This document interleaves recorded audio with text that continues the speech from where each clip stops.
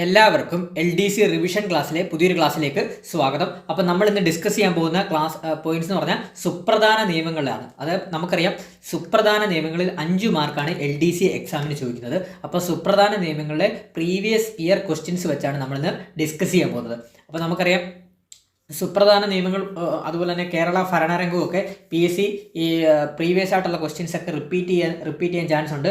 ഇത് അകത്തുനിന്ന് ചോദിക്കത്തില്ല, എല്ലാം ഓരോ നിയമങ്ങളും അതിൻ്റെ പ്രാക്ടിക്കൽ വശം വെച്ചാണ് ചോദിക്കുന്നത്. അതായത് സ്റ്റേറ്റ്മെൻറ്റ് രീതിയിലാണ് സുപ്രധാന നിയമങ്ങളിൽ നിന്നുള്ള ക്വസ്റ്റ്യൻസ് വരാറുള്ളത്. അപ്പോൾ നമുക്കതെല്ലാം പ്രീവിയസ് ആയിട്ട് അത് 2022, 2023 കാലഘട്ടത്തിൽ അതുപോലെ തന്നെ 24 ചോദിച്ച പരീക്ഷകളിലും LDC ലെവൽ പരീക്ഷകളിൽ ചോദിച്ചു പോയത് നമുക്കൊന്ന് പഠിച്ചു പോവാം. അതുപോലെ തന്നെ ചാനൽ ആദ്യമായിട്ട് കാണുന്ന കൂട്ടുകാരുണ്ടെങ്കിൽ മാക്സിമം ഒന്ന് സബ്സ്ക്രൈബ് ചെയ്ത് ബെല്ലൈക്കണോട് അമർത്തണം. അതുപോലെ തന്നെ വീഡിയോ ഇഷ്ടപ്പെട്ടാൽ ലൈക്ക് ചെയ്യണം, അഭിപ്രായങ്ങൾ കമൻറ്റ് ചെയ്യണം.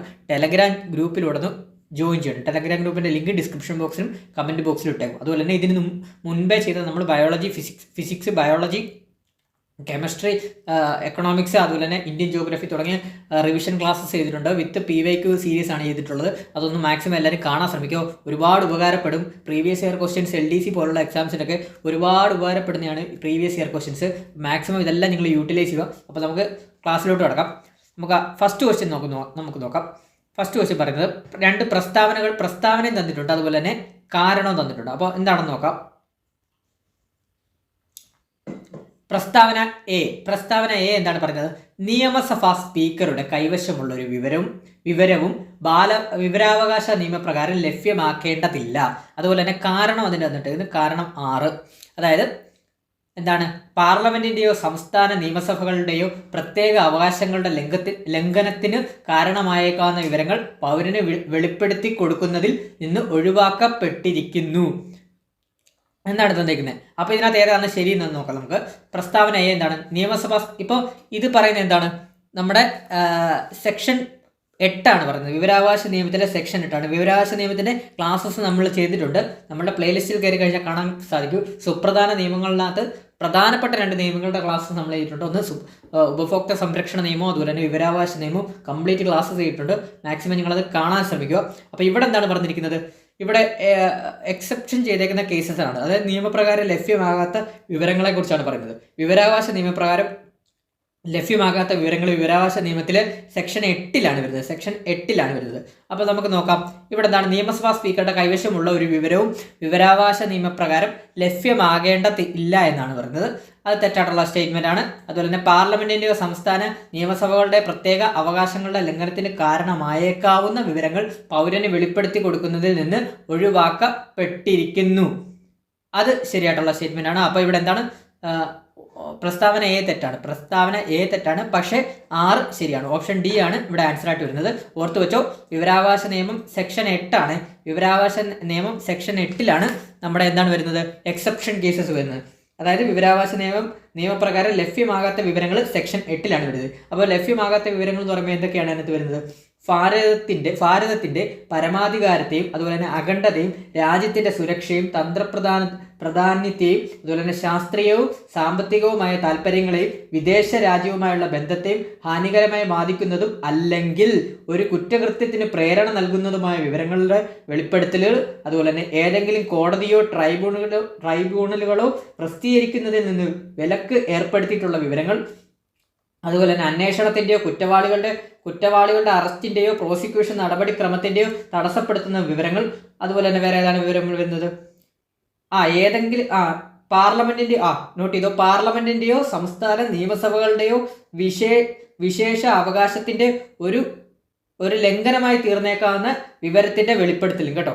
അപ്പോൾ അതോട് ഓർത്ത് വെച്ചോ, പാർലമെന്റിന്റെയോ സംസ്ഥാന നിയമസഭകളുടെയോ വിശേഷ അവകാശത്തിന്റെ ഒരു ലംഘനമായി തീർന്നേക്കാവുന്ന വിവരത്തിന്റെ വെളിപ്പെടുത്തലുകൾ കേട്ടോ. അതോട് ഓർത്ത് വെക്കണേ. അപ്പോൾ ഇത്രയുമാണ് നമുക്ക് ഓർത്ത് വെക്കേണ്ടതായിട്ട് വരുന്ന ഇതാണ് സെക്ഷൻ 8. അപ്പോൾ വിവരാവകാശ നിയമം സെക്ഷൻ 8 നമ്മുടെ ക്ലാസ്സിൽ നമ്മൾ കംപ്ലീറ്റ് ആയിട്ട് ഡിസ്കസ് ചെയ്തിട്ടുണ്ട്. മാക്സിമം ഒന്ന് കാണാൻ ശ്രമിക്കുക കേട്ടോ, വിവരാവകാശ നിയമത്തെ കുറിച്ചുള്ള. അപ്പോൾ അടുത്ത ക്വസ്റ്റ്യനിലോട്ട് പോവാം. അടുത്ത ക്വസ്റ്റ്യൻ എന്താണ് പറയുന്നത്? താഴെ പറയുന്ന പ്രസ്താവനകളിൽ തെറ്റായ പ്രസ്താവനകൾ കണ്ടെത്തുക. അപ്പോൾ തെറ്റായ പ്രസ്താവന കണ്ടെത്തുമെന്നാണ് ഇവിടെ പറഞ്ഞിരിക്കുന്നത്. അപ്പോൾ നമുക്ക് നോക്കാം. ഇവിടെ ഉപഭോക്തൃ സംരക്ഷണ നിയമമായിട്ട് ബന്ധപ്പെട്ടാണ്. അപ്പം നമുക്ക് നോക്കാം. ഉപഭോക്തൃ സംരക്ഷണ നിയമം 2019, 2020. അപ്പോൾ ഉപഭോക്തൃ സംരക്ഷണ നിയമം 2019 വന്നത്, ശരിയാണ്. 2020 ജൂലൈ 20 മുതൽ പ്രാബല്യത്തിൽ വന്നു. ഇത് ശരിയായിട്ടുള്ള സ്റ്റേറ്റ്മെന്റ് ആണ്. അതുപോലെ തന്നെ എന്താണ് ഉപഭോക്തൃ സംരക്ഷണ നിയമം 2019 മധ്യസ്ഥത തർക്ക പരിഹാര സംവിധാനം മീഡിയേഷൻ കുറിച്ച് പ്രതിപാദിക്കുന്നുണ്ട്, ശരിയാണ്. അതുപോലെ തന്നെ ഇ-കൊമേഴ്സ് പ്ലാറ്റ്ഫോമുകൾ നടത്തുന്ന അന്യായമായ വ്യാപാരം തടയുന്നതിനുള്ള വ്യവസ്ഥകൾ ഈ നിയമത്തിന്റെ ഉപഭോക്തൃ സംരക്ഷണ നിയമത്തിൽ പരിധിയിൽ വരില്ല. പക്ഷെ പരിധിയിൽ വരും.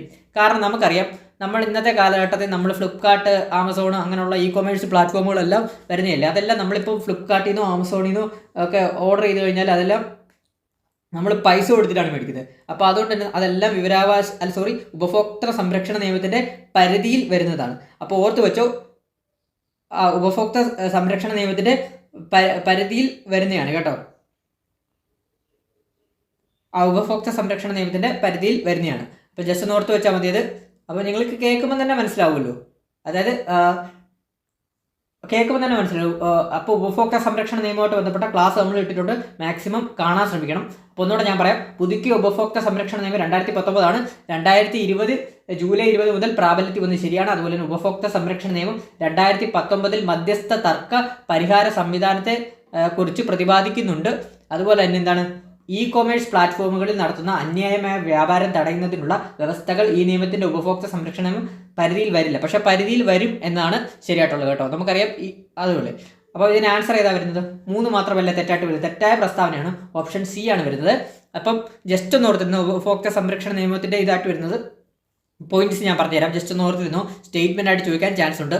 ജീവനും സ്വത്തിനും അപകടകരമായ ചരക്കുകളുടെയും സേവനങ്ങളുടെയും വിപണനത്തിനുള്ള സുരക്ഷിതത്വത്തിനുള്ള അവകാശം, അതുപോലെ തന്നെ അന്യായ വ്യാപാര സമ്പ്രദായങ്ങളിൽ നിന്ന് ഉപഭോക്താവിനെ സംരക്ഷിക്കുന്നതിനായി സാധനങ്ങളുടെയോ സേവനങ്ങളുടെയോ ഗുണനിലവാരം, അളവ്, പരിശുദ്ധി, വില തുടങ്ങിയവ അറിയുവാനുള്ള അവകാശം, വൈവിധ്യമാർന്ന ചരക്കുകളുടെയോ സേവനങ്ങളുടെയോ മത്സരാധിഷ്ഠിത വിലകളിൽ ലഭ്യമാകുന്നിടത്തെല്ലാം തിരഞ്ഞെടുക്കുവാനുള്ള അവകാശം, അതുപോലെ തന്നെ ഉചിതമായ വേദിയിൽ ഉപഭോക്താവിന്റെ താല്പര്യങ്ങൾ കേൾക്കുന്നതിനും ഉറപ്പു നൽകുന്നതിനും അർഹമായ പരിഗണന ലഭിക്കുന്നതിനുള്ള അവകാശം, അതുപോലെ തന്നെ അന്യായമായ വ്യാപാര സമ്പ്രദായങ്ങൾ, ചൂഷണം എന്നിവയ്ക്കെതിരെയുള്ള പരിഹാരം തേടാനുള്ള അവകാശം, പിന്നെ ഉപഭോക്തൃ അവബോധത്തിനുള്ള അവകാശം. അപ്പോൾ ഇത്രയൊക്കെ പോയിന്റ് ഓർത്തിരിക്കണം. കാര്യം നമ്മൾ സ്റ്റേറ്റ്മെന്റ് ആയിട്ടൊക്കെ ചോദിക്കാൻ ചാൻസ് കൂടുതലാണ്. അതുകൊണ്ട് മനസ്സിലായോ? അടുത്ത ക്വസ്റ്റ്യൻ നോക്കാം. അടുത്ത ക്വസ്റ്റ്യൻ, നമ്മൾ പിന്നെ സുപ്രധാന നിയമങ്ങൾ പറയുമ്പോൾ കുറച്ച് നമ്മൾ ലോജിക്കായിട്ടൂടെ ചിന്തിക്കണം. കാരണം ഈ നിയമങ്ങൾ വെറുതെ നമ്മളതിൻ്റെ സെക്ഷനും കാര്യങ്ങളും പഠിച്ചോണ്ട് പോയിട്ടും കാര്യമില്ല. ഇത് പ്രാക്ടിക്കലായിട്ട് എങ്ങനെ അപ്ലൈ ചെയ്യുന്നു എന്നുള്ളതാണ് ഒരു പൗരനെ സംബന്ധിച്ചിടത്തോളം. അപ്പോൾ നമ്മുടെ LDC പോലുള്ള എക്സാംസിന് ഇങ്ങനെയുള്ള ക്വസ്റ്റ്യൻസും വരാം. അടുത്ത ക്വസ്റ്റ്യൻ നോക്കാം. 61 വയസ്സുള്ള എ എന്ന വിഫാരിനായ വ്യക്തി തൻ്റെ മക്കളായ എക്സ് പുരുഷൻ 30 വയസ്സ്, അതുപോലെ തന്നെ വൈ സ്ത്രീ വിവാഹിത 28 വയസ്സ്, ഇസഡ് ആൺകുട്ടി 15 വയസ്സ് എന്നിവർക്കായി തൻ്റെ സ്വത്ത് സമ്പാദ്യങ്ങൾ മുഴുവനായി തുല്യമായി വീതിച്ചു നൽകിയിട്ടുണ്ടെങ്കിൽ സ്വയം പരിപാലിക്കാൻ വയ്യാത്ത അവസ്ഥയിൽ അദ്ദേഹത്തെ പരിപാലിക്കാനുള്ള കടമ ആർക്കാണ്? ഇവിടെ ചോദിച്ചിരിക്കുന്നത്. കടമ ആർക്കാണെന്നാണ് ചോദിച്ചിരിക്കുന്നത്. അപ്പോൾ ആർക്കാണ്? അപ്പോൾ ഇതിന് ആൻസർ നമുക്കറിയാം. നമ്മൾ ജസ്റ്റ് ഒന്ന് നമ്മുടെ കോമൺ ലോജിക്ക് വെച്ചൊന്ന് ജസ്റ്റ് ഒന്ന് ഓർത്ത് നോക്കിയാൽ മതി. അപ്പോൾ നമുക്ക് കിട്ടും. അതായത് 61 വയസ്സുള്ള എ എന്ന വിഫാരിനായ വ്യക്തി തൻ്റെ മക്കളായ എക്സ് പുരുഷൻ, അതുപോലെ തന്നെ വൈ സ്ത്രീ വിവാഹിത 28 വയസ്സ്, ഇസഡ് ആൺകുട്ടി എന്നിവർക്കായി തൻ്റെ സ്വത്ത് സമ്പാദ്യത്തിന് മുഴുവനായി വീതിച്ച് നൽകിയിട്ടുണ്ടെങ്കിൽ സ്വയം പരിപാലിക്കാൻ വയ്യാത്ത അവസ്ഥയിൽ അദ്ദേഹത്തെ പരിപാലിക്കാനുള്ള കടമ ഏർക്കാണ്? നമ്മൾ ജസ്റ്റ് നോക്കിയാൽ മതി. പുരുഷൻ 31 വയസ്സ്, സ്ത്രീ 28 വയസ്സ്, ആൺകുട്ടി 15 വയസ്സ്. അത് പ്രായപൂർത്തിയാവാത്ത കുട്ടിയാണ്. അപ്പം ഇത് 2007 വയോജന സംരക്ഷണ നിയമമായിട്ട് ബന്ധപ്പെട്ടാണ്. അപ്പോൾ ഇതിന് ആൻസർ ഏതാണ്? ഓപ്ഷൻ ബി അല്ലേ വരുന്നത്. എക്സിനും വൈക്കും തുല്യമായ അവകാശമാണ് വരുന്നത്. കാരണം എക്സും വൈയുമാണ് പ്രായപൂർത്തിയായത് കേട്ടോ. അപ്പോൾ ഇങ്ങനെ കോമൺ ലോജിക്കായിട്ടുള്ള ഇതൊക്കെ നമ്മൾ പരീക്ഷ ടൈമിൽ ഇങ്ങനെയുള്ള ക്വസ്റ്റ്യൻസ് ഒക്കെ ചോദിക്കും. മാക്സിമം നിങ്ങൾ ഓർത്ത് നോക്കുക, ലോജിക്കായിട്ട് തന്നെ ആൻസർ ചെയ്യുക. അടുത്ത ക്വസ്റ്റ്യൻ, ഗാർഹിക പീഡനത്തിൽ നിന്നും സ്ത്രീകളെ സംരക്ഷിക്കുന്നതിനുള്ള നിയമം 2005 19-ാം വകുപ്പ് പ്രകാരം മജിസ്ട്രേറ്റ് പുറപ്പെടുവിക്കുന്ന താമസ ഉത്തരവ് പ്രകാരം ഏതൊക്കെ നിവർത്തികളാണ് പരാതിക്കാർക്ക് ലഭ്യമാക്കിയിട്ട് ഉള്ളതെന്നാണ് ചോദിച്ചിരിക്കുന്നത്. അപ്പോൾ ഗാർഹിക സംരക്ഷണ നിയമമാണ് ഇവിടെ വരുന്നത്. അതിനെ നോക്കാം നമുക്ക്. 19-ാം വകുപ്പാണ്. അപ്പോൾ നോക്കാം. പരാതിക്കാരിക്ക് നിയമപരമായ അവകാശമില്ലെങ്കിലും എതിർകക്ഷിക്കൊപ്പം പങ്കുപാർത്ത പങ്കുപാർത്ത വീട്ടിൽ നിന്ന് ഒഴിപ്പിക്കുകയോ താമസിക്കുന്നത് ശല്യം ചെയ്യുകയോ ചെയ്യുന്നതിനെ വിലക്കിയുള്ള ഉത്തരവ്. അതുപോലെ തന്നെ പങ്കുപാർത്ത വീട് വിൽക്കുന്നതിനോ കൈമാറ്റം ചെയ്യുന്നതിനോ മറ്റേതെങ്കിലും വിധത്തിൽ അന്യാധീനപ്പെടുത്തുന്നതിനോ എതിർകക്ഷി ശ്രമിക്കുന്നതിനെ വിലക്കാനുള്ള ഉത്തരവ്. അതുപോലെ തന്നെ എതിർകക്ഷിയുടെ മാതാപിതാക്കളെ പങ്കുപാർത്ത വീട്ടിൽ നിന്നും പുറത്താക്കാനുള്ള ഉത്തരവ്. അപ്പം ഒരിക്കലും ഒരു നിയമത്തിലും പുറത്താക്കാനുള്ള ഉത്തരവ് വരത്തില്ല.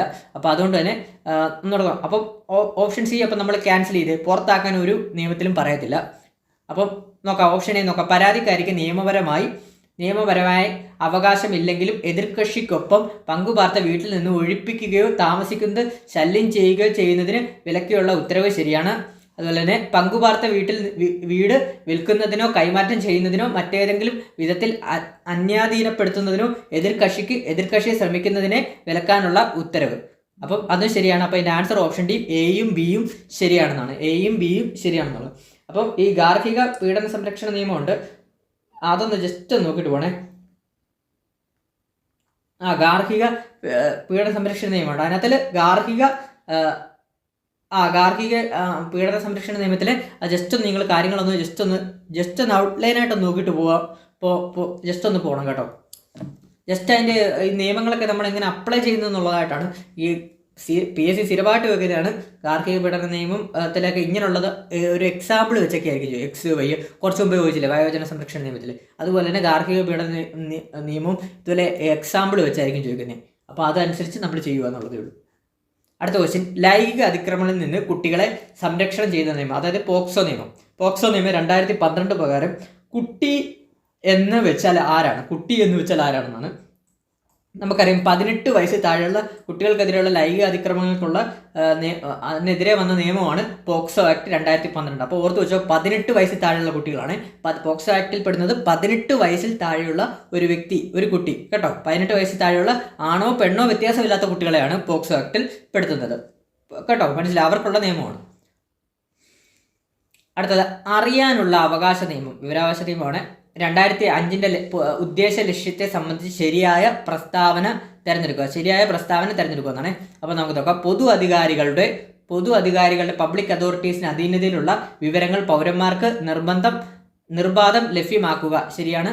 അതുപോലെ തന്നെ സർക്കാർ ഉദ്യോഗസ്ഥരുടെ പ്രവർത്തനങ്ങൾ സുതാര്യതയും ഉത്തരവാദിത്വം വർദ്ധിപ്പിക്കുക, ശരിയാണ്. അതുപോലെ തന്നെ പൊതു അധികാരികളുടെ അധീനതയിലുള്ള എല്ലാ വിവരങ്ങളും നിശ്ചിത സമയപരിധിക്കുള്ളിൽ ഡിജിറ്റൽ രൂപത്തിലാക്കുക, അത് തെറ്റായിട്ടാണ്. അവരുടെ കയ്യിലിരിക്കുന്ന എല്ലാ വിവരങ്ങളും നമുക്ക് ചെയ്യാൻ പറ്റത്തില്ല.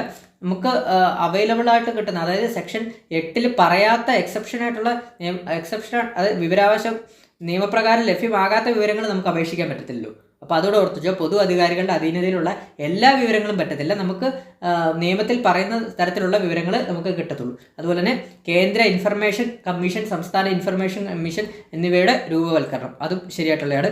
അപ്പോൾ നിയമത്തിലെ ഉദ്ദേശ ലക്ഷ്യത്തിൽ പറയുന്നതാണ്. അപ്പോൾ ഇത് 3. അപ്പോൾ ഉദ്ദേശ ലക്ഷ്യങ്ങളോടൊന്ന് ഓർത്ത് വെച്ചുക. പൊതു അധികാരികളുടെ അധീനതയിലുള്ള വിവരങ്ങൾ പൗരന്മാർക്ക് നിർബന്ധമാക്കുക, സർക്കാർ ഉദ്യോഗസ്ഥരുടെ പ്രവർത്തനങ്ങളിൽ സുതാര്യത ഉത്തരവാദിത്തം വർദ്ധിപ്പിക്കുക. 3ാമത്തെ സ്റ്റേറ്റ്മെന്റ് തെറ്റാണ്. അതുപോലെ 4ാമത്തെ എന്താണ്?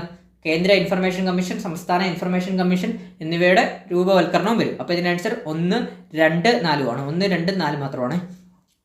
1, 2 ഓപ്ഷൻ ബി ആണ് ഇവിടെ ആൻസർ ആയിട്ട് വരുന്നത്. പിന്നെ വിവരാവകാശമായിട്ട് ബന്ധപ്പെട്ട് നമ്മൾ വിവരാവകാശത്തിൻ്റെ വിവരാവകാശ നിയമം വരാനിടയായ സംഘടന ഏതാണെന്നൊക്കെ സ്ഥിരമായിട്ട് PSC ചോദിക്കുന്നതാണ്. മസ്ദൂർ കിസാൻ ശക്തി സംഘടൻ. അപ്പം വിവരാവകാശ നിയമത്തിൻ്റെ ക്ലാസ് നമ്മൾ ചെയ്തിട്ടുണ്ട്, ജസ്റ്റ് ഒന്ന് കാണുക. ജസ്റ്റ് മാക്സിമം നിങ്ങളൊന്ന് കാണാൻ ശ്രമിക്കുക. അതിനകത്ത് നമ്മൾ ഡീറ്റെയിൽ ആയിട്ട് എല്ലാ കാര്യവും പറഞ്ഞാണ് പോയിരിക്കുന്നത്, അതുകൊണ്ടാണ് നമ്മൾ റിപ്പീറ്റ് ചെയ്ത് പറയാത്തത്. അടുത്ത ക്വസ്റ്റ്യൻ നോക്കുക. അടുത്ത ക്വസ്റ്റ്യൻ, തത്വവും തന്നിട്ടുണ്ട്, വസ്തുതകളും തന്നിട്ടുണ്ട്. തത്വം നോക്കാം. നിർമ്മാതാവിന് അവസാനത്തെ ആത്യന്തികമായ ഉപഭോഗം നടത്തുന്ന ഉപഭോക്താവിനോട് വരെ ബാധ്യതയുണ്ട്. അതുപോലെ തന്നെ വസ്തുതകൾ എന്നാണ്. എക്സ് നിർമ്മാതാവിൽ നിന്ന് സുതാര്യതമല്ലാത്ത കുപ്പിയിൽ അടച്ച വൈൻ വാങ്ങുകയും തൻ്റെ സുഹൃത്തായ വൈക്ക് പകർന്നു നൽകുകയും ചെയ്തു. അവസാനത്തെ ഗ്ലാസ് വൈൻ പകർന്നപ്പോൾ കുപ്പിയിൽ നിന്നും അഴുകിയ ഒച്ചിൻ്റെ അവശിഷ്ടം വൈയുടെ ഗ്ലാസ്സിൽ വീഴുകയും തത്ഫലമായി വൈ കടുത്ത അസ്വാസ്ഥ്യം ബാധിക്കുകയും ചെയ്തു. അപ്പം ഇവിടെ എന്താണെന്നാണ് ചോദിക്കുന്നത്. അപ്പോൾ എന്താണ് നിൽക്കുന്നത്? ഓപ്ഷൻസ് തന്നിട്ടുണ്ട്. ഇത് പ്രകാരം ഓപ്ഷൻസ് തന്നിട്ടുണ്ട്. നിർമ്മാതാവിന് വൈക്ക് നഷ്ടപരിഹാരം നൽകാൻ ബാധ്യതയുണ്ട്. നിർമ്മാതാവിന് എക്സുമായിട്ടാണ് ഉടമ്പടി, എന്നാൽ വൈക്ക് നഷ്ടപരിഹാരം നൽകാൻ ബാധ്യതയില്ല. എക്സ് വൈക്ക് നഷ്ടപരിഹാരം നൽകണം, എക്സ് വൈക്ക് നഷ്ടപരിഹാരം നൽകണം. അതുകൊണ്ട് മേൽപ്പറഞ്ഞവ ഒന്നുമല്ല. അപ്പോൾ എന്താണ് ഇവിടെ നമ്മൾ ഈ ക്വസ്റ്റ്യൻ തന്നെ നമുക്ക് തത്വം തന്നിട്ടുണ്ട്. നിർമ്മാതാവിന് അവസാനത്തെ ഉപഭോക്താവിനോട് വരെ ബാധ്യത ഉണ്ടെന്നാണ് നമ്മുടെ തത്വമായിട്ട് തന്നിരിക്കുന്നത്. അപ്പോൾ വസ്തുതയായിട്ട് തന്നിരിക്കുന്നത് എക്സ് നിർമ്മാതാവിൽ നിന്നൊരു സുതാര്യമല്ലാത്ത കുപ്പിയിൽ അടച്ച വൈൻ വാങ്ങുകയും തൻ്റെ സുഹൃത്തായ വൈക്ക് പകർന്നു നൽകുകയും ചെയ്തു. അവസാനത്തെ ഗ്ലാസ് വൈൻ പകർന്നപ്പോൾ കുപ്പിയിൽ നിന്നും അഴുകിയ ഒച്ചിൻ്റെ അവശിഷ്ടം വൈയുടെ ഗ്ലാസ്സിൽ വീഴുകയും തത്ഫലമായി വൈക്ക് കടുത്ത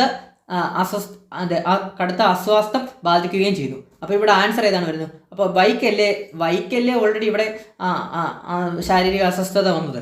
അപ്പോൾ അതുകൊണ്ട് തന്നെ നമ്മൾ നിർമ്മാതാവിന് വൈക്കാണ് നഷ്ടപരിഹാരം നൽകേണ്ടത്. അങ്ങനെ ലോജിക്കായിട്ടൂടെ ചിന്തിക്കണേ. നിർമ്മാതാവിന് അപ്പോൾ വൈക്കാണ് നഷ്ടപരിഹാരം നൽകാൻ ബാധ്യതയുണ്ട്. അപ്പം നിർമ്മാതാവിന് വൈക്ക് നഷ്ടപരിഹാരം നൽകാൻ ബാധ്യതയുണ്ടെന്നുള്ളതാണ് ഇവിടെ ആൻസർ ആയിട്ട് വരുന്നത്. അടുത്ത ഇതൊക്കെ ലേറ്റസ്റ്റ് ആയിട്ട് PSC ചോദിച്ചാണ്. 2023 10th ലെവൽ ബേസ് ചെയ്തുള്ള ചോദ്യങ്ങളാണ്. 67 അടുത്ത ക്വസ്റ്റ്യൻ കണ്ടോ നമ്മളെല്ലാം സുപ്രധാന നിയമങ്ങൾ നമ്മൾ ഇത്ര നോക്കിയ ക്വസ്റ്റ്യൻസിൽ എല്ലാം ഇങ്ങനെ എക്സാമ്പിൾ വെച്ചുള്ള ഇതാണ്. ഇവിടെ 2 പ്രസ്താവന വന്നിട്ടുണ്ട്. പ്രസ്താവന A എന്ന് പറഞ്ഞാൽ പരാതിക്കാരിയായ സ്ത്രീക്ക് നിയമപ്രകാരം അർഹതപ്പെട്ട സ്വത്തിൻ്റെ ഓഹരി നിഷേധിച്ചാൽ അത് ഗാർഹിക പീഡനമാണ്. പ്രസ്താവന 6 എന്താണ്? പ്രസ്താവന 6 എന്ന് പറഞ്ഞാൽ പരാതിക്കാരിക്ക് നിയമപരമായോ ആചാരപ്രകാരമോ അർഹതയുള്ള സ്ത്രീധനമോ സ്വത്തോ ജീവനാംശമോ പങ്കുപകർന്ന വീടിൻ്റെ വാടകയോ അപഹരിക്കുക, അതുപോലെ തന്നെ നിഷേധിക്കുക, ലഭ്യമാകുന്നത് തടയുക, പരാതിക്കാരിയുടെ സ്വത്തുക്കൾ അന്യാധീനപ്പെടുത്തുക തുടങ്ങിയ ഗാർഹിക പീഡനത്തിൻ്റെ പരിധിയിൽ വരുന്ന സാമ്പത്തിക പീഡനമാണ്. അപ്പോൾ ഇവിടെ ആൻസർ ആയിട്ട് വരുന്ന ഓപ്ഷൻ A ആണ്. Aയും 6ഉം ശരിയാണ്. 6 എന്ന് പറയുന്നത് Aയുടെ ശരിയായ വിശദീകരണമാണ്. നിങ്ങൾ വായിച്ചാൽ തന്നെ അറിയാം. Aയും 6ഉം ഇവിടെ ശരിയായിട്ട് വരുന്നുണ്ട്. പരാതിക്കാരി 6 ശരിയാണ്. 6 Aയുടെ ശരിയായ വിശദീകരണമാണ്. അപ്പോൾ പരാതിക്കാരിയായ സ്ത്രീക്ക് നിയമപ്രകാരം അർഹതപ്പെട്ട സ്വത്തിൻ്റെ ഓഹരി നിഷേധിച്ചാലുള്ള ഗാർഹിക പീഡനമാണ്. അപ്പോൾ ഇതിനകത്ത് വരുന്നത് ശരിയല്ലേ? സ്ത്രീധനമോ സ്വത്തോ ജീവാംശമോ പങ്കുപകർന്ന വീടിൻ്റെ വാടകയോ അപഹരിക്കുക, നിഷേധിക്കുക, ലഭ്യമാക്കുക, തടയുക, പരാതിക്കാരിയുടെ സ്വത്തുക്കൾ അന്യാധീനപ്പെടുത്തുക തുടങ്ങിയ ഗാർഹിക പീഡനത്തിൻ്റെ പരാതി വരുന്ന സാമ്പത്തിക പീഡനമാണ്. ജസ്റ്റ് വായിച്ചാൽ തന്നെ നിങ്ങൾക്ക് ഇതിൻ്റെ ആൻസറിലോട്ട് കടക്കാൻ സാധിക്കുന്നതാണ്. അപ്പോൾ നമ്മൾ ഇങ്ങനെയുള്ള സ്റ്റേറ്റ്മെൻറ്റ് ക്വസ്റ്റ്യൻസ് ഒക്കെ വരുമ്പോൾ ജസ്റ്റ് ഒന്ന് വായിച്ച് നോക്കുമ്പോൾ തന്നെ ലോജിക്കായിട്ട് നമുക്ക് തന്നെ കിട്ടും കേട്ടോ. നിങ്ങൾ ടെൻഷൻ അടിക്കാതെ എക്സാം ഹോളിൽ നിന്ന് വായിച്ചാൽ നമുക്ക് കിട്ടും. ടെൻഷൻ അടിച്ചാൽ ഇതൊക്കെ തെറ്റിപ്പോവും ചാൻസ് ഉണ്ട്. അപ്പം പ്രസ്താവനയൊക്കെ ജസ്റ്റ് ഒന്ന് വായിച്ച് നോക്കി അതൊന്ന് നമ്മുടെ ഒരു കോമൺ ലോജിക്കോട് അപ്ലൈ ചെയ്ത് കഴിഞ്ഞാൽ ഇതെല്ലാം പെട്ടെന്ന് കിട്ടുന്ന കാര്യങ്ങളാണ് സുപ്രധാന നിയമങ്ങളിലെ. അടുത്ത ക്വസ്റ്റ്യൻ, താഴെ പറയുന്ന പ്രസ്താവനകളിൽ ശരിയായ പ്രസ്താവന പ്രസ്താവനകൾ തിരഞ്ഞെടുക്കുക. ശരിയായ പ്രസ്താവന കുട്ടികൾക്കെതിരായിട്ടുള്ള എല്ലാ കുറ്റകൃത്യങ്ങളും പോക്സോ നിയമത്തിൻ്റെ പരിധിയിൽ വരും. തെറ്റല്ലേ? കുട്ടികൾക്കെതിരായിട്ടുള്ള എല്ലാ കുറ്റകൃത്യങ്ങളും പോക്സോ നിയമത്തിൽ വരത്തില്ല. ലൈംഗിക അതിക്രമവും അതുപോലെ ലൈംഗിക പീഡന കുറ്റങ്ങളുമാണ് പോക്സോ നിയമത്തിൽ വരുന്നത്. അപ്പം 1 തെറ്റാണ്. അടുത്ത സ്റ്റേറ്റ്മെന്റ് നോക്കാം. കുട്ടികൾക്കെതിരായിട്ടുള്ള ലൈംഗിക അതിക്രമങ്ങൾ റിപ്പോർട്ട് ചെയ്യാതിരിക്കുന്നത് പോക്സോ നിയമപ്രകാരം കുറ്റകരമാണ്. ശരിയാണ്. കുട്ടികൾക്കെതിരെ നടക്കുന്ന ലൈംഗിക അതിക്രമങ്ങൾ റിപ്പോർട്ട് ചെയ്യാതിരിക്കുന്നത് പോക്സോ നിയമപ്രകാരമുള്ള കുറ്റകരമാണ്. ശരിയാണ്. അപ്പോൾ ഇതിന് ആൻസർ ഏതാണ്? 1 തെറ്റ് 2 ശരിയാണ്. ഓപ്ഷൻ B ആണ് ഇവിടെ ആൻസർ ആയിട്ടുള്ളത്. 1 തെറ്റ് 2 ശരി. അടുത്തത് ദേശീയ മനുഷ്യാവകാശ കമ്മീഷൻ ചെയർമാൻ. ആരാണ്? ആൻസർ ഓപ്ഷൻ B അല്ലേ? ജസ്റ്റിസ് അരുൺകുമാർ മിശ്ര. അതുപോലെ തന്നെ ദേശീയ മനുഷ്യാവകാശ കമ്മീഷൻ ചെയർമാന്, അതുപോലെ തന്നെ വിവരാവകാശ കമ്മീഷൻ ചെയർമാനൊക്കെ PSC ചോദിക്കും ഈ ഭാഗത്തു നിന്നൊക്കെ കേട്ടോ. പിന്നെ നമ്മുടെ ആദ്യ മനുഷ്യാവകാശ കമ്മീഷൻ ചെയർമാന്, അതുപോലെ തന്നെ ആദ്യ വിവരാവകാശ കമ്മീഷൻ ചെയർമാന്, പിന്നെ വിവരാവകാശ കമ്മീഷണറായ വനിത ആരാണെന്നൊക്കെ സ്ഥിരമായിട്ട് PSC ചോദിക്കുന്നതാണ് ഈ ഒരു പാർട്ടിൽ നിന്ന്. അടുത്ത നമുക്ക് നോക്കാം. മനുഷ്യാവകാശങ്ങളെക്കുറിച്ച് പൊതുപ്രഖ്യാപനം, അതായത് universal declaration of human rights ഐക്യരാഷ്ട്ര സഭയുടെ പൊതുസഭ പാസ്സാക്കി അംഗീകരിച്ചത് എന്നാണെന്നാണ് ചോദിച്ചത്. അതിന് ആൻസർ നമുക്കറിയാലോ. ഡിസംബർ 10, 1948 മനുഷ്യാവകാശങ്ങളെക്കുറിച്ചുള്ള പൊതുപ്രഖ്യാപനം ഐക്യരാഷ്ട്രസഭ പാസ്സാക്കിയത്. ഡിസംബർ 10, 1948. അടുത്തത് വിവരാവകാശ നിയമം 2005 പ്രകാരം വെളിപ്പെടുത്തുവാൻ കഴിയുന്ന പൊതുവിവരങ്ങളിൽ പെടുന്നവ ഏതൊക്കെയാണെന്ന് നമുക്ക് പെട്ടെന്ന് തന്നെ കണ്ടുപിടിക്കാം. ഫയലുകൾ നമുക്ക് അറിയാം. വിവരാവകാശം കൊടുത്തു കഴിഞ്ഞാൽ അറിയാൻ സാധിക്കും. കോടതി പരിഗണനയിലുള്ളത് അറിയാൻ സാധിക്കില്ല. അതുപോലെ തന്നെ രാജ്യസുരക്ഷയും അഖണ്ഡതയും ബാധിക്കുന്ന വിവരങ്ങൾ അറിയാൻ സാധിക്കില്ല. അറിയാൻ സാധിക്കത്തില്ല. അതുപോലെ തന്നെ ലോഗ് ബുക്കുകൾ അറിയാൻ സാധിക്കും. ലോഗ് ബുക്കുകൾ, ഫയലുകൾ, ഗവൺമെൻറ് സർക്കുലറുകൾ, പിന്നെ മന്ത്രിസഭാ തീരുമാനങ്ങൾ, പിന്നെ അങ്ങനെ തുടങ്ങിയിട്ടുള്ള ഒട്ടുമിക്ക കാര്യങ്ങളും നമുക്ക് വിവരാവകാശം വഴി അറിയാൻ സാധിക്കും. അറിയാൻ സാധിക്കാതെയാണ് നമ്മൾ കുറച്ചു മുമ്പ് പറഞ്ഞത് രാജ്യസുരക്ഷയും അഖണ്ഡതയും ബാധിക്കുന്ന വിവരങ്ങൾ, കോടതി പരിഗണനയിലിരിക്കുന്നവ, പിന്നെ പാർലമെൻറ്റ്, നിയമസഭയുടെയൊക്കെ ചില അവരുടെ രഹസ്യ കമ്മിറ്റികളുടെ വിവരങ്ങൾ, പിന്നെ മന്ത്രിസഭയുടെയൊക്കെ ചില വിവരങ്ങൾ. അത് കുറച്ചു മുമ്പേ പറഞ്ഞതാണ്. എന്താണ് ഭാരതത്തിൻ്റെ പരമാധികാരത്തിൻ്റെ ഒക്കെ അഖണ്ഡതയെ ബാധിക്കുന്ന, സുരക്ഷയെ ബാധിക്കുന്ന വിഷയങ്ങൾ, അതുപോലെ തന്നെ പാർലമെന്റിന്റെ, സംസ്ഥാന നിയമസഭകളുടെ വിശേഷ അവകാശത്തിന്റെ ഒരു ലംഘനമായി തീർന്നേക്കാവുന്ന വിവരത്തിന്റെ വെളിപ്പെടുത്തലുകൾ, അതുപോലെ തന്നെ തക്കതായ പൊതുജനത്തിന്റെ ഭൂരിപക്ഷ താല്പര്യം അത്തരം വിവരത്തിന്റെ വെളിപ്പെടുത്തലുകൾ ആവശ്യപ്പെടുന്നുവെങ്കിൽ മൂന്നാം കക്ഷിയുടെ മത്സരാവസ്ഥയ്ക്ക് ദോഷം ചെയ്യുന്നുള്ള വാണിജ്യ രഹസ്യത്തിന്റെ, വ്യാപാര രഹസ്യത്തിൻ്റെയും ഭൗതിക സ്വത്തുക്കളിൽ ഉൾപ്പെടെയുള്ള വിവരത്തിന്റെ വെളിപ്പെടുത്തലുകളും, പിന്നെ വരുന്നത് ഏതാണ്? അന്വേഷണത്തിന്റെ, കുറ്റവാളികളുടെ അറസ്റ്റിന്റെ, പ്രോസിക്യൂഷൻ നടപടിയെ തടസ്സപ്പെടുത്തുന്നതിനുള്ള വിവരങ്ങളൊന്നും വിവരാവകാശ നിയമപ്രകാരം അറിയാൻ സാധിക്കത്തില്ല. പിന്നെ ഏതെങ്കിലും കോടതിയോ ട്രൈബ്യൂണലുകളോ പ്രസിദ്ധീകരിക്കുന്ന വിലക്ക് ഏർപ്പെടുത്തിയ വിവരങ്ങൾ പ്രസിദ്ധീകരിച്ചാൽ കോടതി അലക്ഷ്യമാവുന്ന വിവരങ്ങളൊന്നും നമുക്ക് വിവരാവകാശ രീതി ലഭിക്കുന്നതല്ല, വിവരാവകാശ പ്രകാരം ലഭിക്കുന്നതല്ല. അപ്പം ജസ്റ്റ് ഒന്ന് നോക്കിയിട്ട് വരണം. സെക്ഷൻ 8 എക്സെപ്ഷൻ കേസസ് വരുന്നത്. നമ്മുടെ ക്ലാസ്സിൽ അത് കറക്റ്റായിട്ട് കൊടുത്തിട്ടുണ്ട്. മാക്സിമം നോക്കിയിട്ട് പോവുക, പഠിച്ചിട്ട് പോവുക. അപ്പോൾ ഇവിടെ വരുന്നത് ഏതാണ്? ഓപ്ഷൻ 1ഉം 4ഉമാണ് ഇവിടെ ആൻസർ ആയിട്ട് വരുന്നത്. 1ഉം 4ഉം ഏതാണ്? ഓപ്ഷൻ ബി ആണ് ഇവിടെ ആൻസർ ആയിട്ട് വരുന്നത്. 1ഉം 4ഉമാണ്. അടുത്തത് എന്താണ് സ്ത്രീധന മരണം? അപ്പോൾ എന്താണ് സ്ത്രീധന മരണം നോക്കാം നമുക്ക്. വിവാഹം കഴിഞ്ഞ് 7 വർഷത്തിനുള്ളിൽ ഒരു സ്ത്രീയുടെ മരണം സംഭവിക്കുകയാണെങ്കിൽ അത് സ്ത്രീധന മരണമായി കണക്കാക്കപ്പെടുന്നു. ആ സ്റ്റേറ്റ്മെന്റ് നിൽക്കുക ഒരു വെയിറ്റ്. അടുത്ത് നമുക്ക് നോക്കാം. സ്ത്രീധനവുമായി ബന്ധപ്പെട്ട പീഡനത്തിന്റെ ക്രൂരതയുടെയും പേരിൽ വിവാഹം കഴിഞ്ഞ് 7 വർഷത്തിനുള്ളിൽ ഒരു സ്ത്രീയുടെ മരണം സാധാരണഗതിയിലല്ലാത്ത വിധത്തിൽ സംഭവിക്കുകയാണെങ്കിൽ അത് സ്ത്രീധന മരണമായി കണക്കാക്കപ്പെടുന്നു. അപ്പോൾ ഓപ്ഷൻ ബി ആണ് ഇവിടെ ആൻസർ ആയിട്ട് വരുന്നത്. അതുപോലെ തന്നെ എന്തായാലും നമുക്ക് സി സ്റ്റേറ്റ്മെന്റോട് നോക്കാം. സ്ത്രീധനവുമായി ബന്ധപ്പെട്ട പീഡനത്തിന്റെ ക്രൂരതയുടെയും പേരിൽ വിവാഹം 12 വർഷത്തിനുള്ളിൽ ഒരു സ്ത്രീയുടെ മരണം അസാധാരണഗതിയിലല്ലാത്ത വിധത്തിൽ സംഭവിക്കുകയാണെങ്കിൽ സ്ത്രീധന മരണമായി കണക്കാക്കപ്പെടുന്നു. അപ്പോൾ ഇവിടെ എന്താണ് ബി ഓപ്ഷനും സി ഓപ്ഷനും തമ്മിലുള്ള വ്യത്യാസം എന്താണ്? അതായത് നമുക്കറിയാം സ്ത്രീധന മരണ കുറ്റമായിട്ട് വരുന്നത് 7 വർഷമാണ്. അപ്പോൾ ഓർത്ത് വെച്ചോ, സ്ത്രീധന മരണം എന്ന് ഉദ്ദേശിക്കുന്നത് ഒരു കല്യാണം കഴിഞ്ഞ ഒരു പെൺകുട്ടിയുടെ സ്ത്രീധനവുമായി ബന്ധപ്പെട്ട പീഡനത്തിൻ്റെയും ക്രൂരതയുടെയും പേരിൽ വിവാഹം കഴിഞ്ഞു 7 വർഷം, 7ആണ് മെയിൻ കേട്ടോ, 7 വർഷത്തിനുള്ളിൽ ഒരു സ്ത്രീയുടെ മരണം സാധാരണഗതിയിലല്ലാത്ത വിധത്തിൽ സംഭവിക്കുകയാണെങ്കിൽ അത് സ്ത്രീധന മരണമായി കണക്കാക്കപ്പെടുന്നു. നമുക്കറിയാം ഈ ഇടയ്ക്ക് ഒരു ന്യൂസിലായിരുന്നു, കഴിഞ്ഞ 2 വർഷം മുമ്പ് കണ്ട ഒരു കൊല്ലത്തൊരു കുട്ടിയൊക്കെ ആത്മഹത്യയൊക്കെ ചെയ്തില്ലല്ലോ, സാധാരണഗതിയിലല്ലാത്തൊരു വിവാഹം. അതെല്ലാം നമ്മുടെ ഈ സ്ത്രീധന മരണ കേസിലാണ് വരുന്നത്. അപ്പോൾ നിങ്ങൾ ഇത്ര കൊടുത്തു വെച്ചാൽ 7 വർഷം ഇമ്പോർട്ടൻ്റ് ആണ്. 7 വർഷത്തിനുള്ളിൽ ഒരു സ്ത്രീയുടെ മരണം സാധാരണഗതിയിലല്ലാത്ത വിധത്തിൽ അതൊന്ന് ജസ്റ്റ് ഓർത്ത് വെക്കേണ്ടതായിട്ടുണ്ട്. അപ്പോൾ മാക്സിമം ഒന്ന് ഓർത്ത് വെക്കുക. അതുപോലെ തന്നെ നമ്മുടെ ഒരു മിനിറ്റ് അതുപോലെ തന്നെ നമ്മുടെ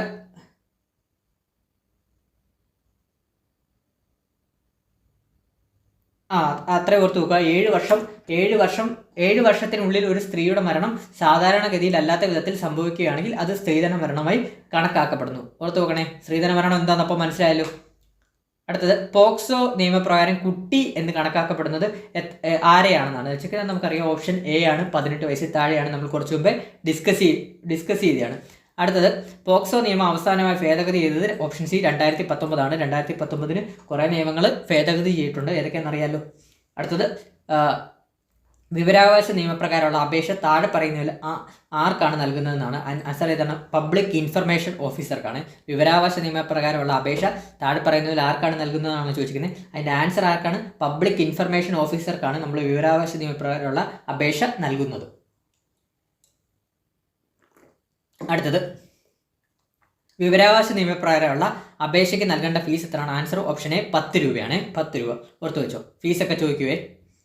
ക്ലാസ്സിൽ നമ്മളെല്ലാം പറഞ്ഞിട്ടുണ്ട്. കേരള സംസ്ഥാന മനുഷ്യാവകാശ കമ്മീഷനുമായി ബന്ധപ്പെട്ട ശരിയായ പ്രസ്താവന എന്നാണ് വെച്ചത്. കേരള സംസ്ഥാന മനുഷ്യാവകാശ കമ്മീഷന്റെ ആദ്യ ചെയർപേഴ്സൺ ജസ്റ്റിസ് MM പരീതപിള്ളയാണ്. ശരിയായിട്ടുള്ള സ്റ്റേറ്റ്മെന്റാണ്. അതുപോലെ തന്നെ കേരള സംസ്ഥാന മനുഷ്യാവകാശ കമ്മീഷന്റെ ഇപ്പോഴത്തെ ചെയർപേഴ്സൺ ജസ്റ്റിസ് ആന്റണി ഡൊമിനിക് ആണ്. അപ്പോൾ കറന്റ് ആന്റണി ഡൊമിനിക് അല്ല. ഇപ്പോൾ കറന്റ് നമുക്ക് നിലവിലിപ്പം നമ്മുടെ കേരള മനുഷ്യാവകാശ കമ്മീഷന്റെ ചെയർപേഴ്സണായിട്ട് വരുന്നത് ആക്ടിംഗ് ചെയർമാനായിട്ട് വരുന്നത് കെ ബൈജുനാഥാണ് ആക്ടിംഗ് ചെയർമാനായിട്ട് വരുന്നത്. കേരള സംസ്ഥാന മനുഷ്യാവകാശ കമ്മീഷന്റെ ആക്ടിംഗ് ചെയർമാൻ എന്നാണ് നമ്മുടെ വെബ്സൈറ്റിൽ കൊടുത്തിരിക്കുന്നത് മനുഷ്യാവകാശ കമ്മീഷന്റെ. അപ്പോൾ കെ ബൈജുനാഥാണ് നമ്മുടെ നിലവിലെ മനുഷ്യാവകാശ കമ്മീഷൻ ചെയർപേഴ്സണായിട്ട് വരുന്നത്. ആക്ടിംഗ് ആണ്, അതുകൂടെ നോക്കുക, ആക്ടിംഗ് ചെയർപേഴ്സൺ ആണ്. അതുപോലെ തന്നെ doctor S Balaraman, Shri TK Wilson എന്നിവർ ആദ്യ മനുഷ്യാവകാശ കമ്മീഷനിലെ അംഗങ്ങളായിരുന്നു. അത് ശരിയാണ്. Doctor S Balaraman, Shri TK Wilson എന്നിവർ ആദ്യ മനുഷ്യാവകാശ കമ്മീഷനിലെ അംഗങ്ങളായിരുന്നു. അപ്പോൾ ഇവരുടെയൊക്കെ ഒന്ന് ജസ്റ്റ് നോക്കിയിട്ട് പോണേ.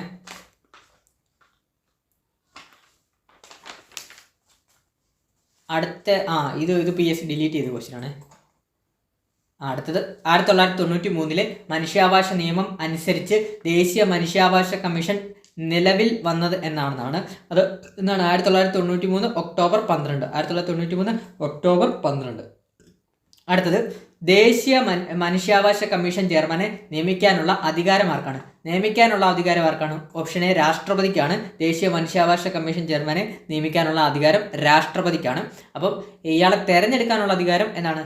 ഒരു സെലക്ഷൻ കമ്മിറ്റിയുണ്ട്. മനുഷ്യാവകാശ കമ്മീഷനൊക്കെ തിരഞ്ഞെടുക്കാൻ ഒരു സെലക്ഷൻ കമ്മിറ്റിയുണ്ട്. ആ സെലക്ഷൻ കമ്മിറ്റിയുടെ ചെയർമാനായിട്ട് വരുന്നത് നമ്മുടെ പ്രധാനമന്ത്രിയാണ് സെലക്ഷൻ കമ്മിറ്റിയുടെ ചെയർമാനായിട്ട് വരുന്നത്. അതുപോലെ തന്നെ അംഗങ്ങൾ, ആ കമ്മിറ്റിയിൽ ബാക്കിയുള്ള അംഗങ്ങൾ എന്ന് പറയുമ്പോൾ ലോക്സഭാ സ്പീക്കർ വരും, അതുപോലെ തന്നെ ആഭ്യന്തര മന്ത്രി വരും, അതുപോലെ തന്നെ ലോകസഭയിലെ പ്രതിപക്ഷ നേതാവ് വരും, അതുപോലെ തന്നെ രാജ്യസഭയിലെ പ്രതിപക്ഷ നേതാവ് വരും, രാജ്യസഭയിലെ ഉപാധ്യക്ഷനും വരും. ഇത്രയും പേര് അടങ്ങുന്ന ഒരു സെലക്ഷൻ കമ്മിറ്റിയാണ് മനുഷ്യാവകാശ കമ്മീഷനെ തെരഞ്ഞെടുക്കുന്നത്. അതിൻ്റെ ആ കമ്മിറ്റിയുടെ ചെയർമാനായിട്ട് വരുന്നത് പ്രധാനമന്ത്രിയാണ്. പക്ഷേ ദേശീയ മനുഷ്യാവകാശ കമ്മീഷൻ ചെയർമാനെ നിയമിക്കുന്നത് രാഷ്ട്രപതിയാണ്. തെരഞ്ഞെടുക്കുന്നത് ഈ ഒരു സെലക്ഷൻ കമ്മിറ്റി ആണെങ്കിലും നിയമിക്കുന്നത് രാഷ്ട്രപതിയാണ്. അത് മറക്കല്ലേ, തമ്മിൽ തിരിഞ്ഞു പോലെ. അടുത്തത്, താഴെ പറയുന്നവയിൽ ദേശീയ മനുഷ്യാവകാശ കമ്മീഷനിലെ എക്സ് ഒഫിഷ്യോ മെമ്പർ അല്ലാത്തതാരെന്നാണ് ചോദിച്ചിരിക്കുന്നത്. ആരാണെന്ന് നോക്കാം നമുക്ക്. കേന്ദ്ര വനിതാ കമ്മീഷൻ ചെയർപേഴ്സൺ എക്സ് ഒഫിഷ്യോ മെമ്പറാണ്. കേന്ദ്ര നിയമമന്ത്രി, അപ്പോൾ ഉത്തരം കൊടുത്തു. കേന്ദ്ര നിയമവകുപ്പ് മന്ത്രി എക്സ് ഒഫിഷ്യോ മെമ്പർ അല്ല. മനുഷ്യാവകാശ കമ്മീഷനിൽ എക്സ് ഒഫിഷ്യോ മെമ്പർ അല്ല കേന്ദ്ര നിയമവകുപ്പ് മന്ത്രി. അതുപോലെ തന്നെ ദേശീയ പട്ടിക വർഗ കമ്മീഷൻ ചെയർമാൻ, ദേശീയ പട്ടികജാതി കമ്മീഷൻ ചെയർമാൻ, ഇവരെല്ലാം മനുഷ്യാവകാശ കമ്മീഷനിലെ എക്സ് ഒഫിഷ്യോ മെമ്പേഴ്സാണ്. അപ്പോൾ ഇവിടെ ആൻസർ ഓപ്ഷൻ ബി, കേന്ദ്രമന്ത്രി, കേന്ദ്ര നിയമ വകുപ്പ് മന്ത്രിയാണ് ആൻസറായിട്ട് വരുന്നത്. ഇവിടെ മെമ്പർ അല്ലാത്തത് കേന്ദ്ര നിയമ വകുപ്പ് മന്ത്രിയാണ്. അടുത്തത്, ദേശീയ മനുഷ്യാവകാശ കമ്മീഷൻ അംഗങ്ങളെ ശുപാർശ ചെയ്യുന്ന കമ്മിറ്റിയുടെ ചെയർമാൻ ആരാണ്? ഞാൻ കുറച്ച് മുമ്പ് പറഞ്ഞില്ലേ കമ്മിറ്റി ഉണ്ടെന്ന്. അപ്പോൾ ആ കമ്മിറ്റിയുടെ ചെയർമാൻ ആരാണെന്നാണ് ചോദിക്കുന്നത്. ആരാണ്? ഓപ്ഷൻ സി, പ്രധാനമന്ത്രിയാണ്. അടുത്ത, ദേശീയ മനുഷ്യാവകാശ കമ്മീഷന്റെ മുഖ്യ കാര്യനിർവഹണ ഉദ്യോഗസ്ഥനാരാണ്? ആരാണെന്നാണ് ചോദിച്ചിരിക്കുന്നത്. അപ്പം ഇത് ഓപ്ഷൻ എ, സെക്രട്ടറി ജനറൽ ആണ്. പഠിച്ചു വെക്കണേ. ദേശീയ മനുഷ്യാവകാശ കമ്മീഷന്റെ മുഖ്യ കാര്യനിർവഹണ ഉദ്യോഗസ്ഥനാരാണെന്ന് ചോദിച്ചാൽ പറയണം ഓപ്ഷൻ സെക്രട്ടറി ജനറൽ ആണ്. അതുപോലെ തന്നെ ഇന്ത്യയുടെ ആദ്യത്തെ വനിതാ മുഖ്യ വിവരാവകാശ കമ്മീഷൻ, ഞാൻ കുറച്ചും പറഞ്ഞു, ഇന്ത്യയുടെ ആദ്യത്തെ വനിതാ മുഖ്യ വിവരാവകാശ കമ്മീഷൻ സ്ഥിരമായിട്ട് PSC ചോദിക്കുന്നതാണ്. ഓപ്ഷൻ ബി, ദീപക് സന്ധു ആണ്. വിവരാവകാശ നിയമപ്രകാരം വിവരം ലഭിക്കുന്നതിന് ദാരിദ്ര്യരേഖയ്ക്ക് മുകളിലുള്ളവർക്ക് നൽകേണ്ട ഫീസ് എത്ര ആണെന്നാണ്. അപ്പം 10 ഇവിടെ ഇല്ല. അപ്പോൾ ഇത് ഓപ്ഷൻ ഡി, ഇതൊന്നുമല്ല, ഈ ഫീസ് അല്ല. അപ്പോൾ ഓപ്ഷൻ ഡി ഇതൊന്നുമല്ല. ജനാധിപത്യത്തിന്റെ സൂര്യതേജസ് എന്നറിയപ്പെടുന്ന നിയമം താഴെ പറയുന്നതിൽ ഏതാണ്? ആൻസർ ഓപ്ഷൻ സി, വിവരാവകാശ നിയമമാണ് ജനാധിപത്യത്തിന്റെ സൂര്യതേജസ്. വിവരാവകാശ നിയമത്തിൽ ഒപ്പുവെച്ച രാഷ്ട്രപതി ആരെന്നാണ് ചോദിക്കുന്നത്. അത് ആരാണ്? Answer option C, APJ Abdul Kalam. കാരണം വിവരാവകാശ നിയമം 2005 വന്നത്. 2005 ടൈമിലായിരുന്നു നമ്മുടെ APJ അബ്ദുൽ കലാം രാഷ്ട്രപതിയായിട്ടിരുന്നത്. അപ്പം വിവരാവകാശ നിയമത്തിൽ ഒപ്പുവെച്ച രാഷ്ട്രപതി ആരാണ്? Option C, APJ Abdul Kalam. കേന്ദ്ര മുഖ്യ വിവരാവകാശ കമ്മീഷണർമാരെ നിയമിക്കുന്നത് ആരെന്നാണ്? കേന്ദ്ര മുഖ്യ വിവരാവകാശ കമ്മീഷണർമാരെ നിയമിക്കുന്നത് ആരെന്നാണ് ചോദിച്ചത്. ആരാണ്? ഓപ്ഷൻ എ, രാഷ്ട്രപതിയാണ്. അടുത്തത്, വിവരാവകാശ നിയമപ്രകാരം താഴെ പറയുന്നവയിൽ നിന്ന് ശരിയായ പ്രസ്താവനകൾ തിരഞ്ഞെടുക്കുമെന്നാണ്. പാർലമെന്റിന്റെ വിശേഷ അവകാശത്തിന് ലംഘനമായേക്കാവുന്ന വിവരങ്ങൾ വെളിപ്പെടുത്തേണ്ടതില്ല. നമ്മൾ കുറച്ചു മുമ്പേ പറഞ്ഞു, ശരിയാണ്.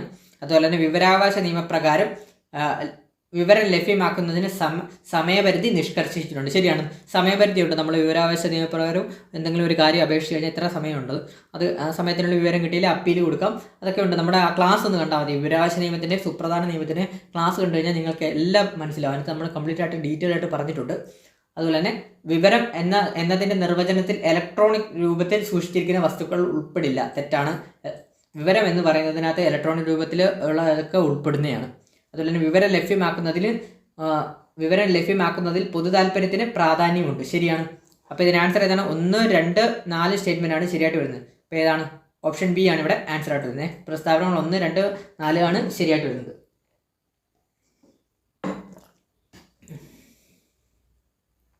വിവരാവകാശ നിയമപ്രകാരം ആവശ്യപ്പെടുന്ന വിവരം മൂന്നാമതൊരു വ്യക്തിയുടെ പക്കൽ നിന്ന് സ്വീകരിക്കേണ്ടത് ആയത് ആ വ്യക്തി രഹസ്യമായി കരുതുന്നതുമാണെങ്കിൽ അനുവർത്തിക്കേണ്ട നടപടികൾ ഏതെന്നാണ് ചോദിച്ചിരിക്കുന്നത്. അതിൻ്റെ ആൻസർ ഓപ്ഷൻ എ വകുപ്പ് 11 ആണ്.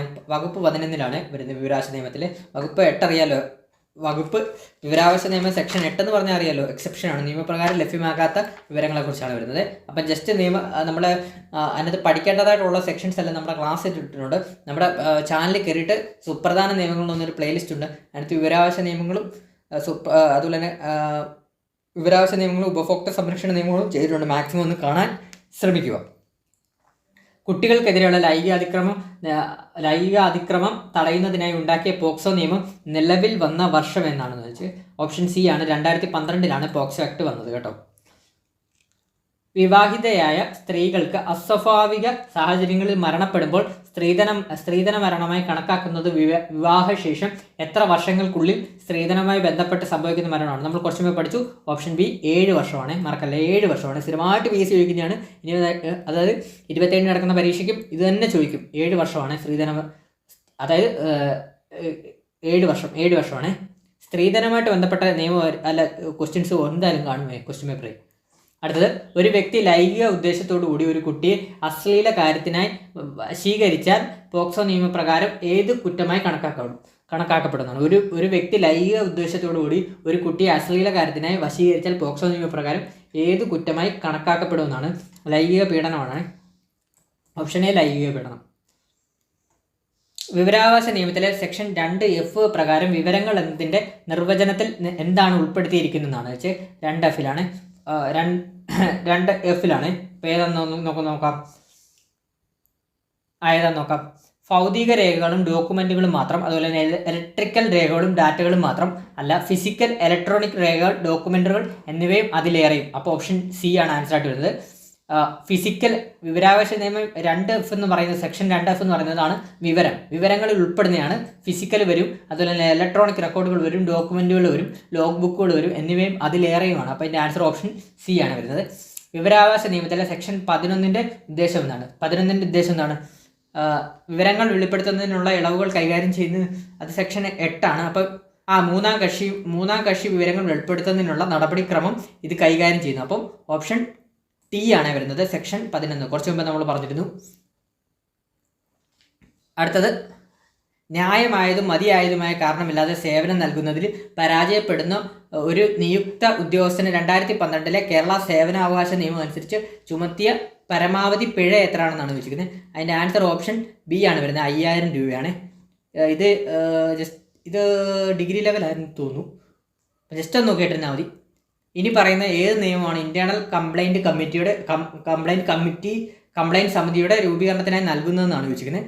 അപ്പോൾ അതിൻ്റെ ആൻസർ ഓപ്ഷൻ സി ആണ്. The sexual harassment of woman at work place ആണ് വരുന്നത്. ആക്ട് 2000, അതായത് ജോലി സ്ഥലത്ത് സ്ത്രീകൾക്ക് നേരെയുള്ള ലൈംഗിക പീഡനം തടയൽ നിരോധനം പരിഹാരം നിയമം 2013 ആണ് അതിൻ്റെ ആൻസർ ആയിട്ട് വരുന്നത്. അപ്പം ഇനി ഈ ക്വസ്റ്റ്യൻസ് പറഞ്ഞാൽ നമ്മൾ 2 മാസം മുമ്പ് LDCയുടെ ഒരു സ്പെഷ്യൽ റിക്രൂട്ട്മെൻറ്റ് എക്സാം നടന്നില്ലേ, അതിനകത്തിലെ ക്വസ്റ്റ്യൻസ് ആണ് നമ്മുടെ ഈ സുപ്രധാന നിയമമായിട്ട് ബന്ധപ്പെട്ട്. താഴെ പറയുന്നവയിൽ ഏതാണ് വിവരാവകാശ നിയമം 2005 പ്രകാരം ഒഴിവാക്കിയിട്ടില്ലാത്തതെന്നാണ് ചോദിച്ചിരിക്കുന്നത്. ഒഴിവാക്കിയിട്ടില്ലാത്തത് ഏതാണ്? ഓപ്ഷൻ ബി ആണ്, ഫയലുകൾ, രജിസ്റ്ററുകൾ ഉൾപ്പെടെയുള്ള എല്ലാ രേഖകളുടെ പരിശോധനയ്ക്കുള്ള അവകാശം. അതുപോലെ തന്നെ ഒഴിവാക്കിയിട്ടില്ലാത്തതെന്നാണ് വെച്ചത്. ഒഴിവാക്കിയത് ഏതൊക്കെയാണ്? വിദേശ സർക്കാരിൽ നിന്ന് രഹസ്യമായി ലഭിച്ച വിവരങ്ങൾ നമുക്ക് അറിയാൻ സാധിക്കില്ല. അതുപോലെ തന്നെ വാണിജ്യ രഹസ്യം, വ്യാപാര രഹസ്യവും ഭൗതിക സ്വത്തുക്കളെ മേൽപ്പെടെയുള്ള വിവരത്തിൻ്റെ വെളിപ്പെടുത്തലുകളും അറിയാൻ സാധിക്കില്ല. ഓപ്ഷൻ ബി ആണ് ഇവിടെ ആൻസർ ഇട്ടിരുന്നത്. പോക്സോ നിയമം 2012 എത്ര വകുപ്പുകളുണ്ടെന്നാണ് ചോദിച്ചിരിക്കുന്നത്. Answer option B 46 വകുപ്പുകളാണ്. അതുപോലെ തന്നെ ഗാർഹിക പീഡന നിരോധന നിയമം 2005 വകുപ്പ് 2B പ്രകാരം കുട്ടിയുടെ നിർവചനത്തിൽ വരുന്ന വിഭാഗങ്ങൾ ഏതൊക്കെയാണെന്നാണ് ചോദിച്ചിരിക്കുന്നത്. അതിൻ്റെ ആൻസർ ഓപ്ഷൻ സി ആണ്, 18 വയസ്സിൽ താഴെയുള്ള ഏതൊരു വ്യക്തി.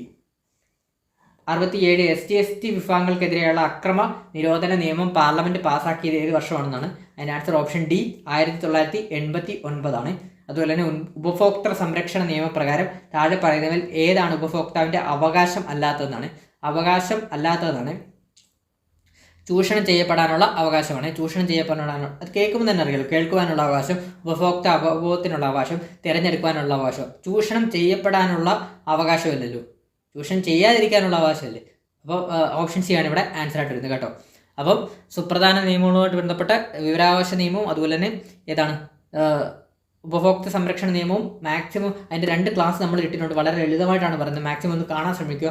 ബാക്കിയുള്ള നിയമങ്ങളൊന്നും ജസ്റ്റ് ഒന്ന് നിങ്ങൾ റാങ്ക് ഫയൽ ഉണ്ടെങ്കിൽ ജസ്റ്റ് ഒന്ന് ഔട്ട്ലൈനായിട്ടൊന്ന് നോക്കിയിട്ട് പോവുക. അപ്പം ഈ മാക്സിമം ക്വസ്റ്റ്യൻസ് നമ്മൾ 2022, 23, 24 മാക്സിമം 10th ബേസ് ചെയ്തുള്ള ക്വസ്റ്റ്യൻസ് ആണ് ഇന്ന് നിങ്ങൾക്ക് മുമ്പിൽ അവതരിപ്പിച്ചത്. അപ്പം മാക്സിമം ഇത് നിങ്ങൾക്ക് പ്രയോജനപ്പെടും എന്ന് വിശ്വസിക്കുന്നു. കാരണം പ്രീവിയസ് ഇയർ ക്വസ്റ്റ്യൻസ് ബേസ് ചെയ്തായിരിക്കും എപ്പോഴും നമ്മുടെ സുപ്രധാന നിയമങ്ങളിൽ നിന്ന് ക്വസ്റ്റ്യൻസ് വരുന്നത്. അത് തന്നെയല്ല, സുപ്രധാന നിയമങ്ങൾ എന്ന് വരുന്നത് കുറച്ചുകൂടെ പ്രാക്ടിക്കലായിട്ടുള്ള ക്വസ്റ്റ്യൻസ് ആയിരിക്കും. അതായത് ഡേറ്റ് എന്താണെന്നുള്ളതല്ല, നമ്മളിപ്പോൾ ഇത്രയും പ്രീവിയസ് ഇയർ ക്വസ്റ്റ്യൻസ് വർക്കൗട്ട് ചെയ്തപ്പോൾ നമുക്ക് മനസ്സിലായല്ലോ, എക്സാമ്പിൾ സഹിതമാണ് ചോദിക്കുന്നത്. അപ്പോൾ മാക്സിമം ആ നിയമം എന്താണെന്നൊന്ന് അറിഞ്ഞിരുന്നു കഴിഞ്ഞാൽ ആ എക്സാംസ് എല്ലാം പിന്നെ നമ്മുടെ ഒരു കോമൺ ലോജിക്കൂടെ എക്സാം ഹോളിൽ അപ്ലൈ ചെയ്ത് കഴിഞ്ഞാൽ നമുക്ക് മാർക്ക് സ്കോർ ചെയ്യാൻ സാധിക്കും. അപ്പോൾ മാക്സിമം എല്ലാവരും ഇതൊന്ന് യൂട്ടിലൈസ് ചെയ്യുക. അതുപോലെ തന്നെ പുതിയൊരു സബ്ജക്റ്റുമായിട്ട് ഉടനെ തന്നെ നമ്മൾ എത്തുന്നതാണ്.